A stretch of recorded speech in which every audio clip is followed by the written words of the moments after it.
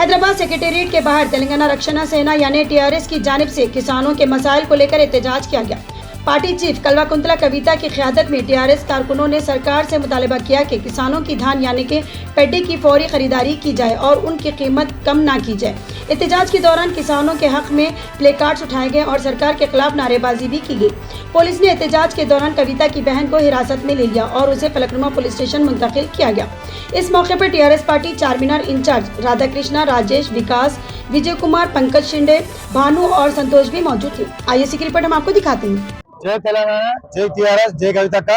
ఈ రోజు రైతుల కోసం ఆలోచించే ఏకైక నాయకురాలు దేశంలో ఉన్నారంటే ఆ నాయకురాలు ఒక్కరే కల్వకుంట్ల కవితక్క గారు, టీఆర్ఎస్ చీఫ్।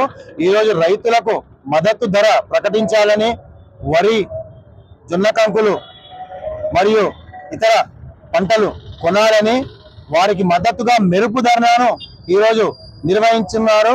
కల్వకుంట్ల కవితక్క గారు సెక్రటేరియట్ వద్ద ధర్నా చేస్తుంటే మద్దతు ధర కోసం అన్యాయంగా పోలీసులు లాక్కెళ్లారు మా కార్యకర్తల్ని, అలానే అక్కగారిని, మమ్మల్ని అందరినీ అరెస్ట్ చేసి ఈరోజు ఫలక్నామా పిఎస్ లో సుమారు 4 గంటల పాటు ఉంచారు। ఆ తర్వాత పంపించేశారు। నేను ఒకటే కోరుతున్నా, ఈరోజు కేంద్ర రాష్ట్ర ప్రభుత్వాలను రైతులను ఉసురు పోసుకుంటే, రైతులను కన్నీరు పెట్టిస్తే ఆ కన్నీటి కలగన్లలో ప్రభుత్వాలు కొట్టుకుపోతాయి।